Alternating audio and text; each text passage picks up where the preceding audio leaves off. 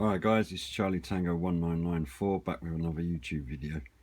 Another batch of CB radios to go through this week, and going to kick off with the Elftone.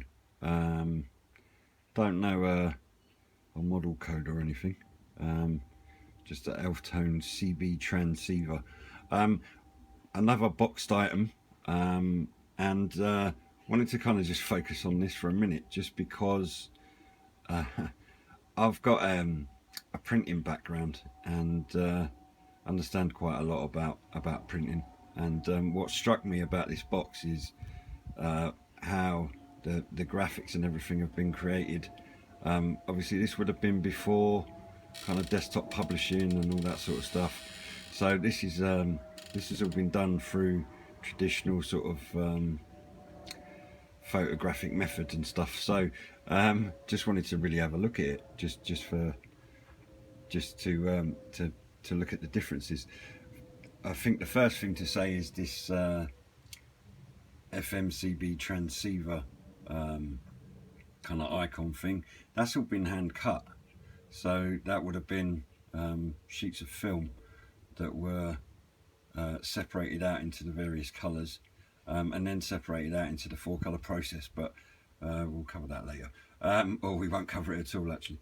The other thing is that the image on the front, although it is a photograph, it's been really heavily retouched, and again this would have been done on a transparency, so they would have made a large transparency of the actual photograph itself, the image, and then painted on it, basically the different colours and stuff.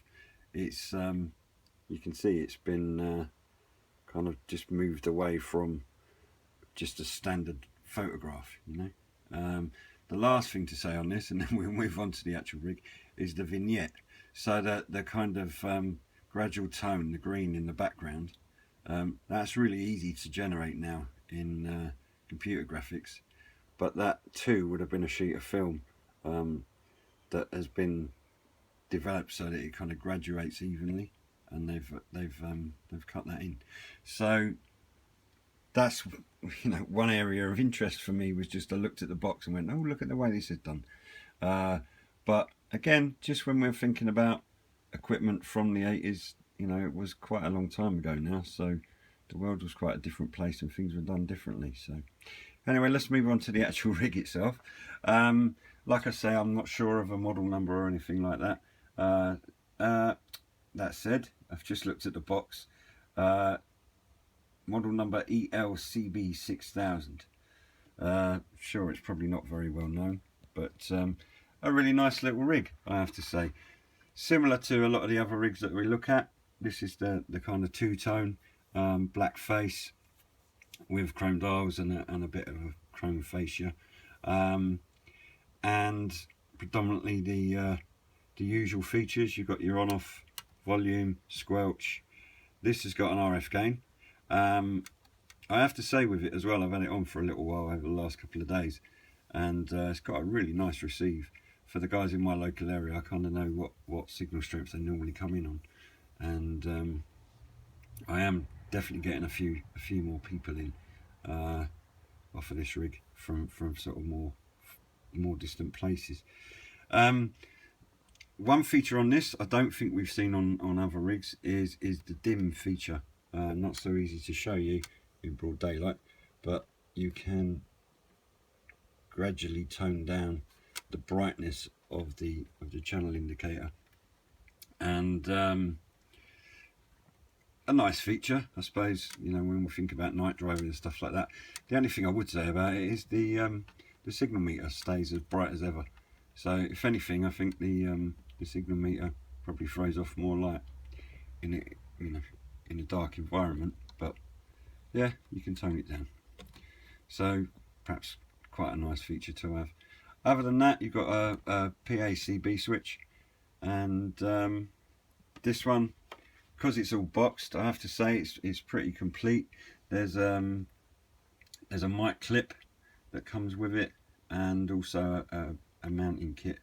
So you've pretty much got everything you need.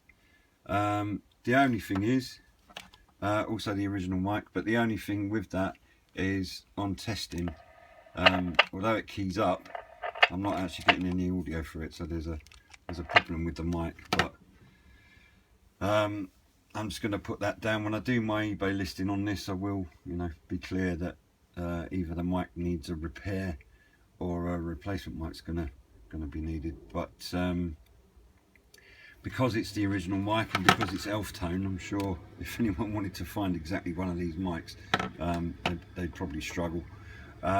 So I'm selling it as is, basically, just letting people know that the mic needs looking at, and we'll see how it goes. I did pay a decent amount for it because it is boxed and complete and everything, so bit of a shame it's not 100% working, but still not a bad little rig. Get the mic issue sorted out, and I'm sure it'll work for many more years. Alright guys, catch you in the next video. Thanks a lot.